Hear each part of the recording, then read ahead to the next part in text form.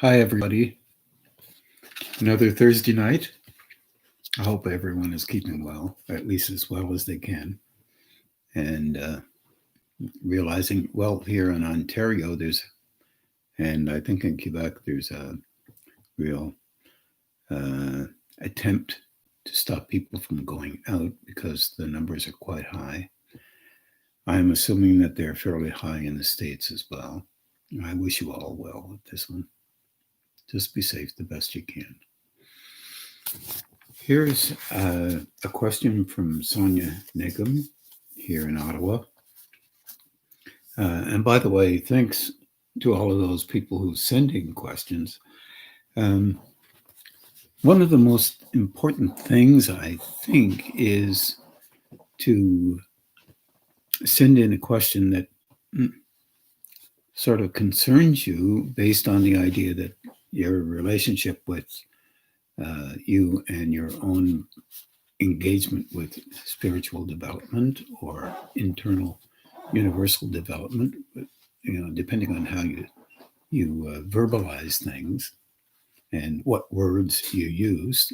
All kinds of words are used, as you know, and just those questions are respected because they're part of your interaction with growing.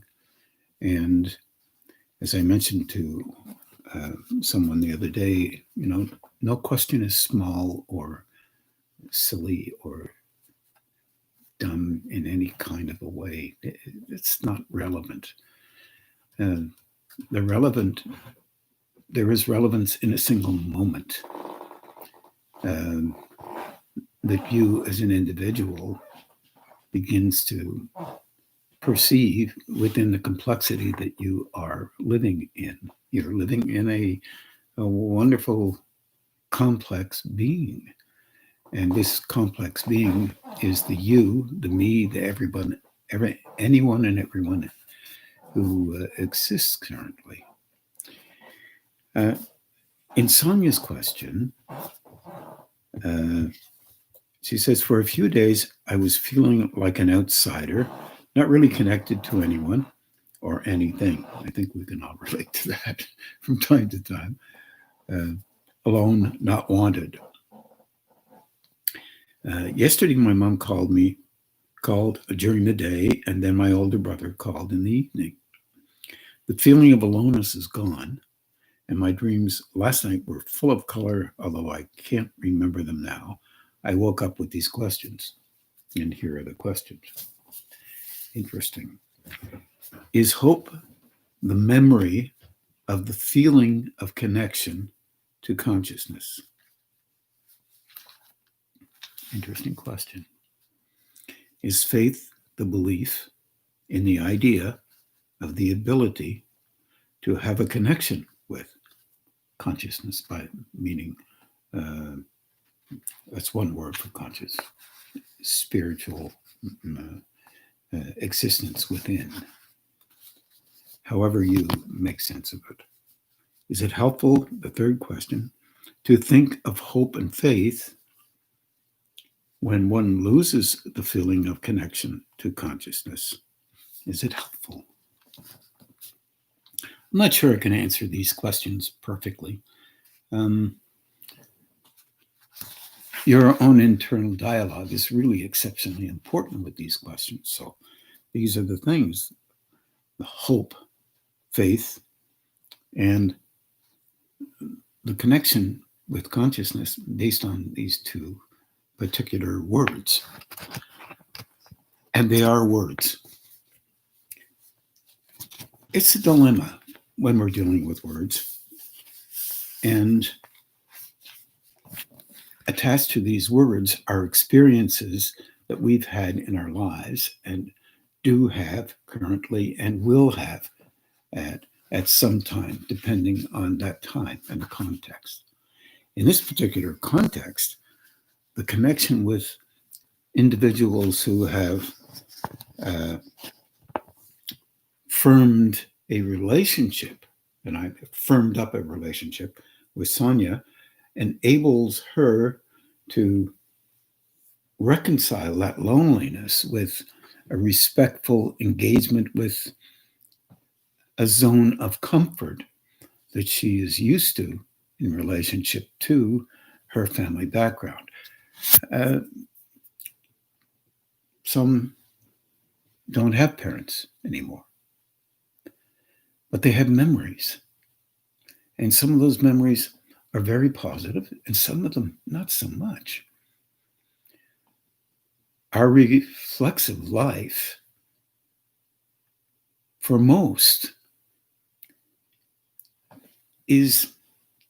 has an edge on it.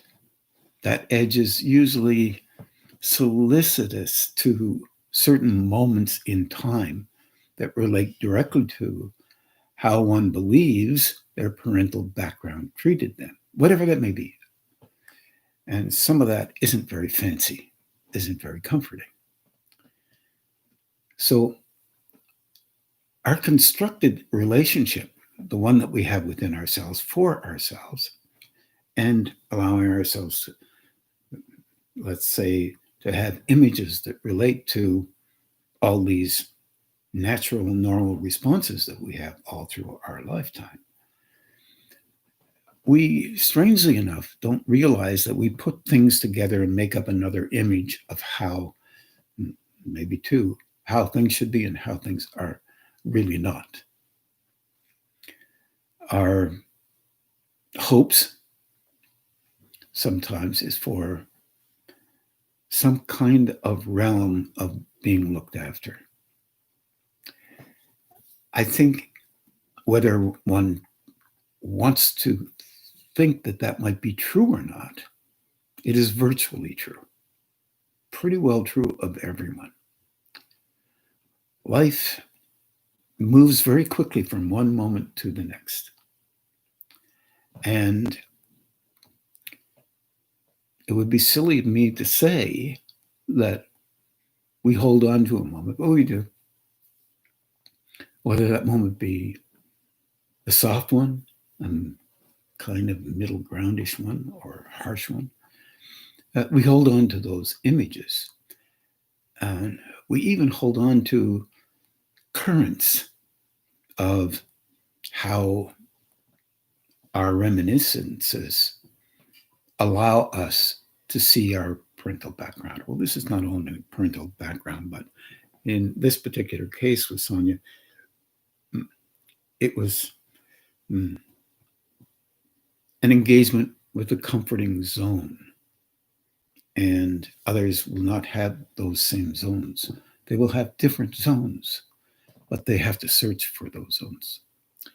Sometimes you just don't want to search for those zones. Sometimes those zones of comfort are positive, but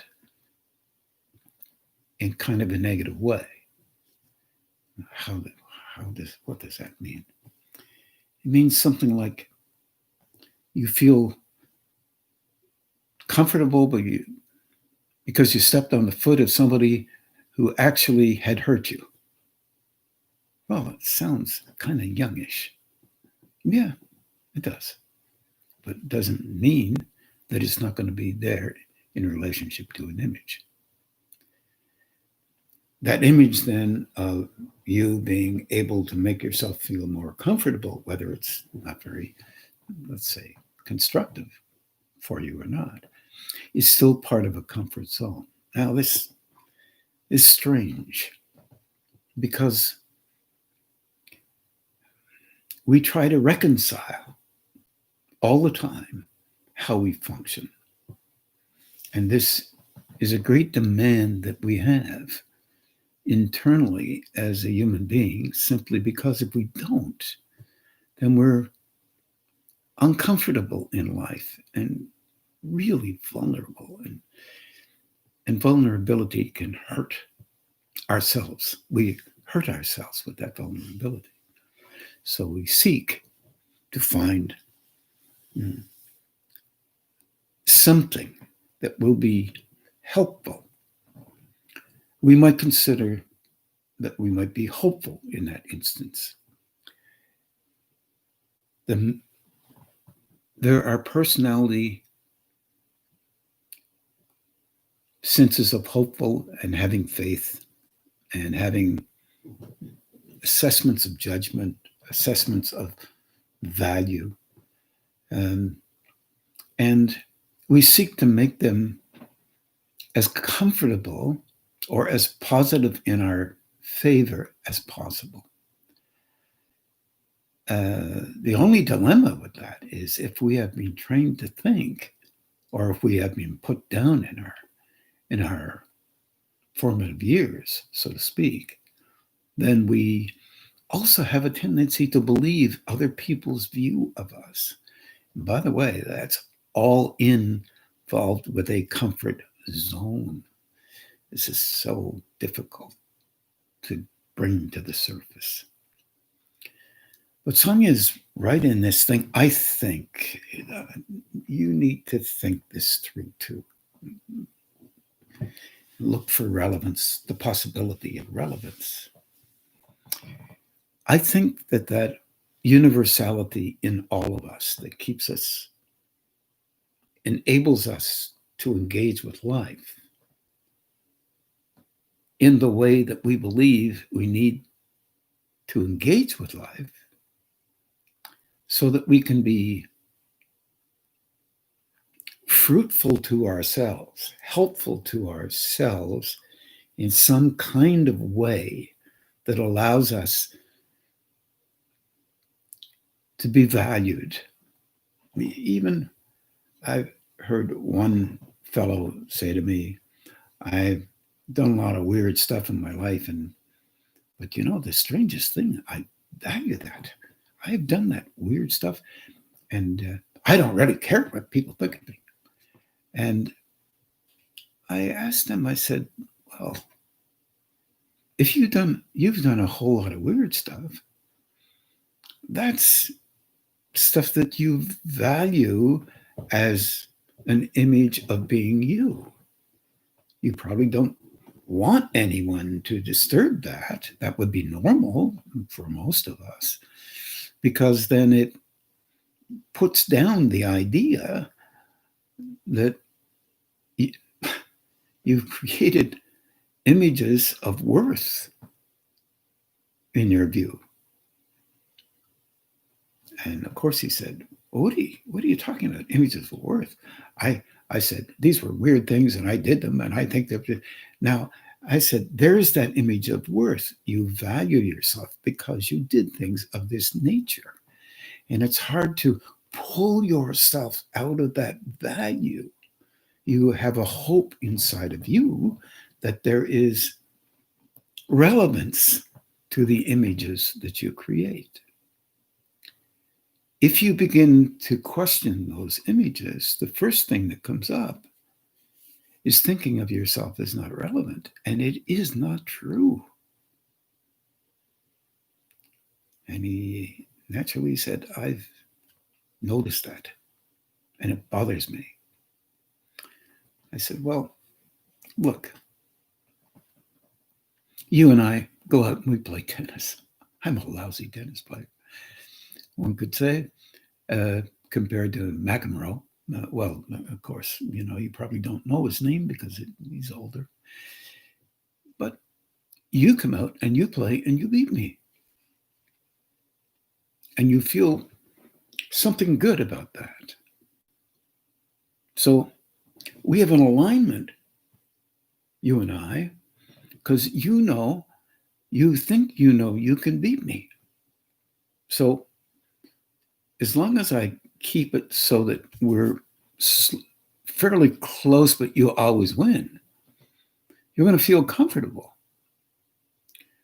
Then when you're winning and you beat me a lot, you'll think I'm not worthy of playing with you, because you have an image in your background that relates to you being superior in relationship to those weird things.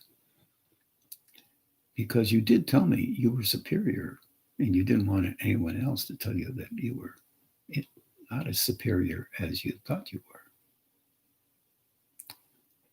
He said, Ron, it's true what you're saying, but I don't like that, because I don't like seeing myself that way. I said, which way? He said, my God, I don't like the image of thinking that I would not play tennis with you because you weren't as good as I was. But I said, but you don't mind calling me and telling me, I'm glad we played that game. God, I was good. And you remember that shot? And it made you feel good. You had a hope that your internal workings were feeling almost excited about the fact that you had a value that was different than the other ones. And you may not know that. And you don't have to believe me in this. But in spite of your weird stuff that you've done, and in spite of the fact that you beat me all the time, I still like playing tennis with you. And I don't have very much interest in thinking your stuff is weird. No offense. Because I've met a lot of people in my life and they've done weirder stuff. And also, their comfort zone, when attacked, is very similar to everyone else's. They don't like it. We have an internal hope that one day, and even if we don't know it, and you don't have to agree with this, that we can link up with a higher state. And the higher state will value us in spite of our vulnerabilities. In my opinion, that hope is either unconscious or conscious, but it's always there. It's always sincere. You can devalue that with your opinion. I can value it with my opinion. But if I have one experience of relating to that higher state, I will never, ever, ever, 3 evers, forget it. And I would hope that I would get a second one. And I would even hope that I would be able to have a third. It might even be there that I can work and allow myself to understand that whether you have weirdness, negativeness, positive orientations, the deepest engagement possible, that deep level of function of love, from my point of view, you can call it what you like, consciousness, will love me in spite of my strangeness, my ambiguities, my inability to be perfect. I'm only talking to people who have relative imperfections. All the rest of you who are perfect already need not listen to this. I said that with my tongue in my cheek, but I can't put it over there.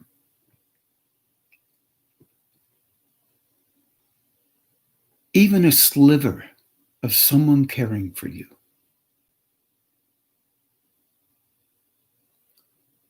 will touch you if they honestly do care for you in a place that makes you feel vulnerable.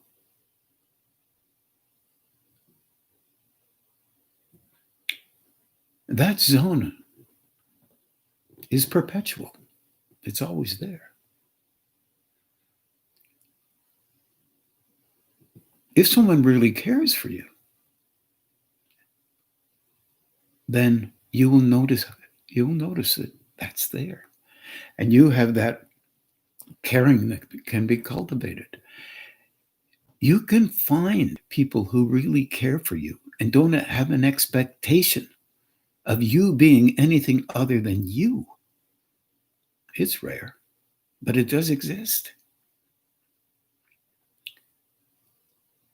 And they know a fundamental idea, concept, that doesn't necessarily comply with some people's belief systems, but that fundamental engagement, one could say even an ideal, but it's not as ideal as we think it is that there's always that engagement with loving that's there. Let me give you an example. If you talk to me about feeling your awareness is getting stronger of the inner tone in you, and for the first time in your life, you notice that you feel vulnerable inside, you will automatically bring to bear reasons for that on the surface. And those are not the reasons for that. That vulnerable tone inside is the anticipation of when and how you can be in alignment with and perceive that universality that is deep down inside of you, inside of everyone.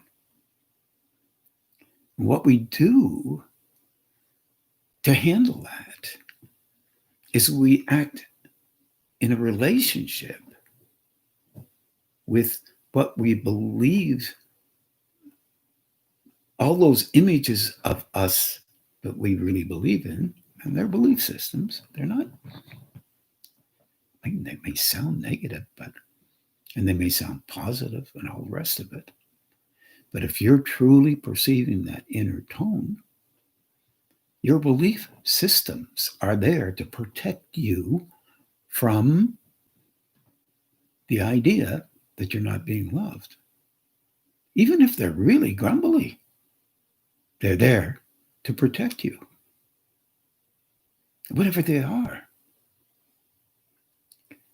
That sounds really strange, even when I say it. That's why it's worthwhile thinking it through. Agreement isn't the deal. Attempting to understand our relationship with faith and hope being related directly to a level of depth internally that is always there, but we can't mirror it. A depth of love that is so profound, and we try to act as if in our lives by changing the images from what they are in life to what other people think they need to see, and also to what you need to see. Now, all of that you can take, write on a whiteboard or blackboard or green board and erase it really quickly, because our ability to perceive these levels with comfort is not so easy for us. So the implication is not to notice that you can't replicate universal loving of everyone,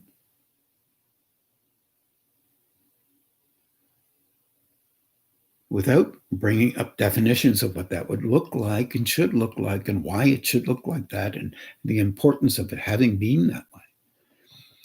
But we are touched sometimes.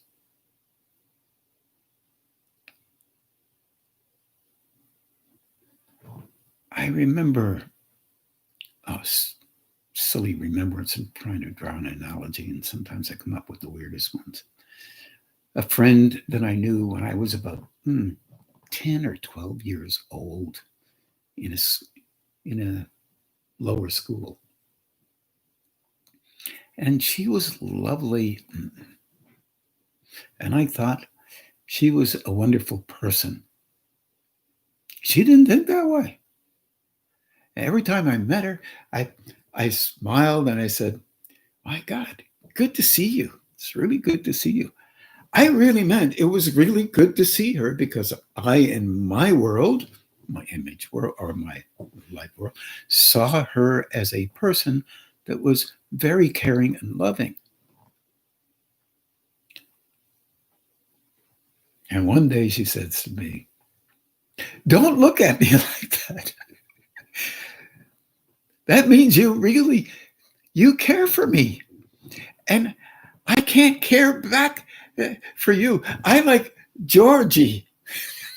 Oh, jeez. I never forgot that. And I shook my head. Call me dumb. I couldn't understand that. I said, "It's okay. I know you care for Georgie, but every time I see you, I light up inside because I see you as a very nice person." And of course, she was right. She would define what that good feeling meant coming at her from my perspective, and that was defined in the way that she should have defined things in relationship to a 10 or 12-year-old. I don't know why that was like that, but in terms of my lighting up at the time, I just liked her company. I didn't have anything in my mind at that time related to anything other than that. We have those things. Sometimes it's just reading a good book. Sometimes it's deeper. Sometimes it's a phone call. Sometimes it's something else. And I have to talk about this one. And this is partly involved with these questions. As you grow deeper, it's been defined as you smile more, you're happy, happy, happy all the time. And you are in a kind of a way. But there's another thing that can occur. It's well known that you're born alone. Well, not really. Your mother's there too, and maybe your father these days. And you die alone. And what that really means was you enter into this world through the womb, and you are faced with the world automatically on your own. When you die, you're the only one that's dying in that moment. You're the only one that is experiencing that dilemma. When you grow individually and you are perceiving a deeper level, what can actually happen is that in a second, you can actually forget about all the images that have been constructed by you so that you can feel comforted in a manner that was somehow related to how you were trained in life. And this, honestly, is a good thing, except for one minor detail, which is a major difficulty for some. You feel as if you are all alone.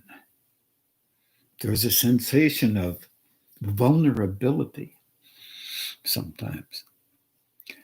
And that's where this perception of that level or a level of consciousness that is related to perceiving that flow in you that is an aspect of you, a part of you. You can actually tell where those chakras are in you, and not because you read a well-illustrated novel about or a book about where they would be, because there are other ones there that you may notice. You notice not so much them, that's not a big deal. You notice energy flow through them.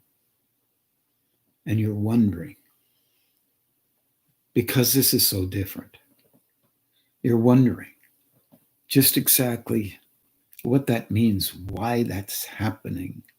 And you would like to talk to somebody about it, or you would like to know an answer perfectly about what the next step would be. We are deliciously involved with the need of knowing what any next step might be. And once again, I think I've said this before, but some of the great explorers of our circular ball in the universe, semicircular, have engaged with and moved through vast amounts of water, vast forests, and didn't know where they were going, didn't know what the next step would bring them. That's a deep feature of internal growing. It is not for the faint of heart.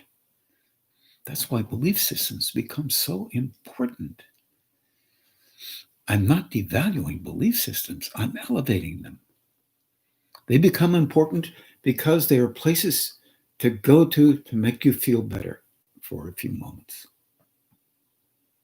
They're vital. Things like prayers, mantras, meditations, thoughtfulness, looking at a dear friend and loving them with all of your heart, telling them or not telling them, but telling yourself and trying to cultivate a loving for you as well, so you don't need others around to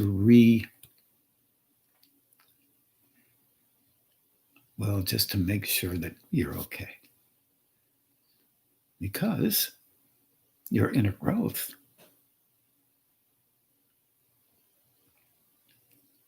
has a personal linking touch to it. One could call it consciousness or love or universality. It is a shifting of love from the images that we have constructed to an actual willingness to allow a perception deeper that is most comfortable, most loving, and at the same time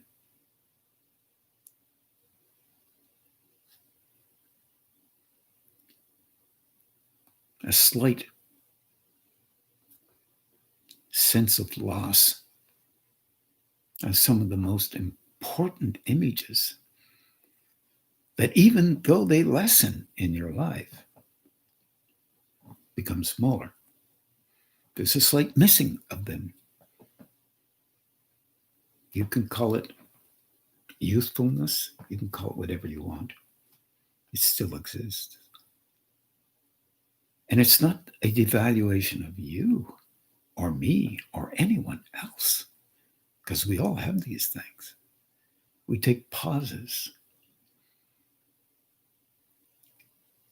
We have a job, we have a hobby. We have an interest in reading. We have an interest in swimming. We have an interest in, you name it, skiing. I don't care what it is. We're taking pauses.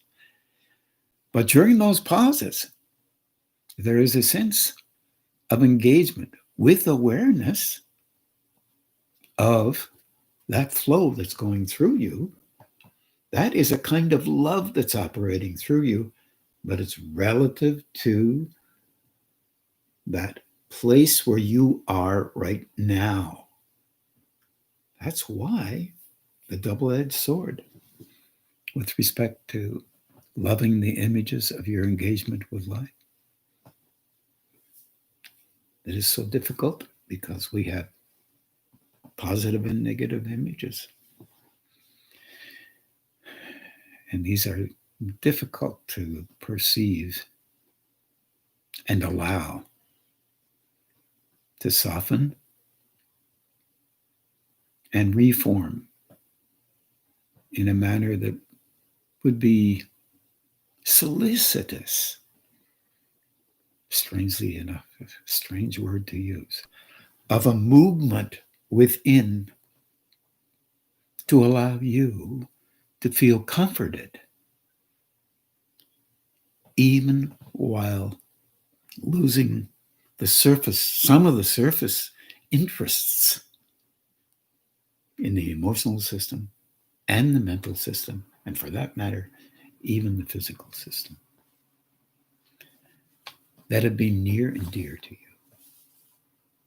And they will remain near and dear to you as long as you don't start looking at them with a judgmental eye that you've been trained to use. If you look at them with a recognition eye, I notice, my goodness, yep, that's true. I still had that one affecting me, one could say. Yep. And until it doesn't, I will be able to see it probably more often as my awareness is broadening. One could say that hope and faith in belief and in memory is vital in the enabling of a link with that higher state or consciousness, because you have used that intensity or that love for a purpose, and that purpose is to cultivate an understanding of the world that you live in through the images that you see the world through, without negating. But since we were trained to negate, don't do this, don't do that, don't do this, and God, as parents, we're not very able. As human beings, we're learning. As parents, we're learning as well. Different phases of development and understanding sometimes help. Sometimes we let them go and then we try other ones because that one didn't work so well. None of us get off scot-free from reactive states based on assessments that we believe are the only assessments possible under these conditions. And here's another thing one could think of.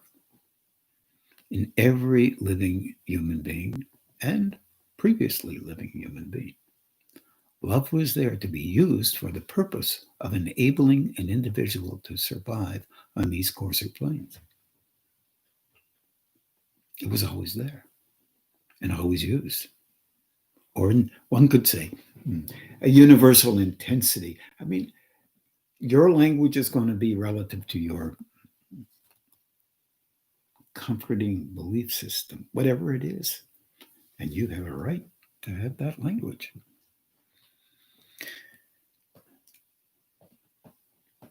Use it broader if you can. Be less judgmental of yourself if you can.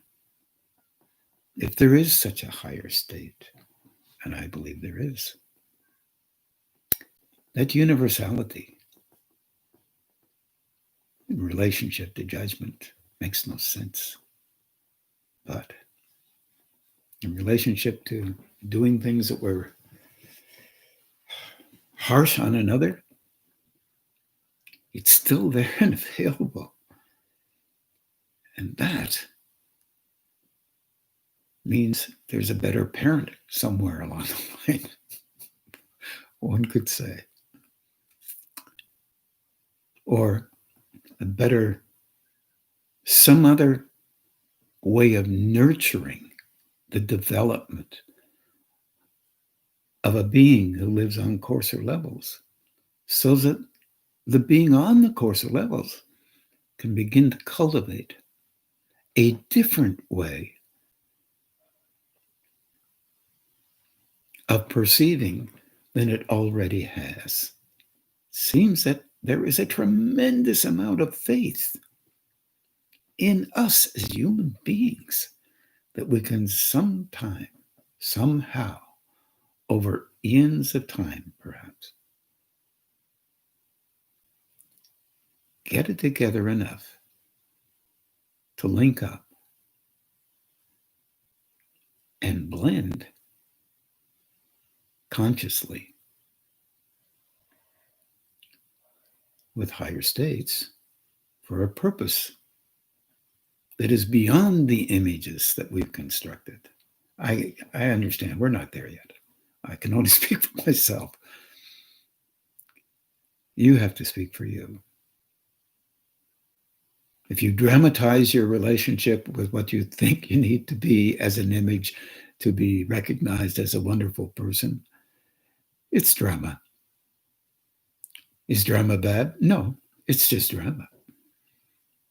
Are you somehow negative? No, it's just part of the image-based structure that you've constructed for the purpose of being comforted by you. Those are not easy things to see. But if you look at them from a constructive point of view, that flow will come in to enable you to do that as well. There is such a compassion and kindness, love, loving, internal knowing.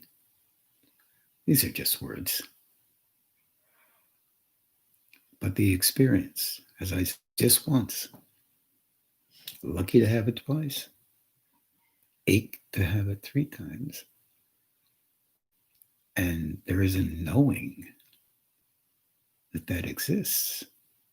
Without it, without that knowing, there is a dependency and a great need to have it on the images that you've constructed, even at the age of 5, even at the age of 10, even at the age of 20, even at the age of 40, even at the age of 60, even at the age of 70 or 80, or 90 for that matter.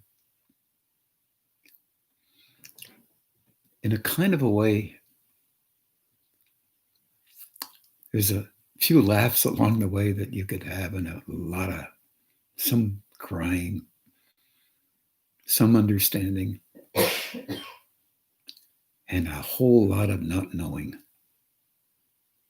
That's us. We're human beings. If we can allow that to be recognized, then maybe we've got a better chance. So yes, hope and faith. A lot of people don't agree with that, but I think in varying degrees, it's helpful all the way along the way. Whatever it is that your beliefs or your memories give you. It may be an aspect of vitality, of being vital in a choreographic manner of existence that relates directly to a broader understanding and a willingness to allow a kind of recognition of an elongated pathway that has come through lifetimes into this one. And you're just extending the understanding and recognizing there is a reality that is way beyond the one that you've created. And it's okay. The one that you created has been all right too. And tomorrow, and tomorrow, and tomorrow, perhaps a movement towards another that will lead to another tomorrow. Thanks, everybody. I think what we'll do now is we'll try to do some meditating for about 45 minutes to an hour. Please take care of yourselves. Look, there's only one of you, and that's a good one, no matter what you think. I wish well.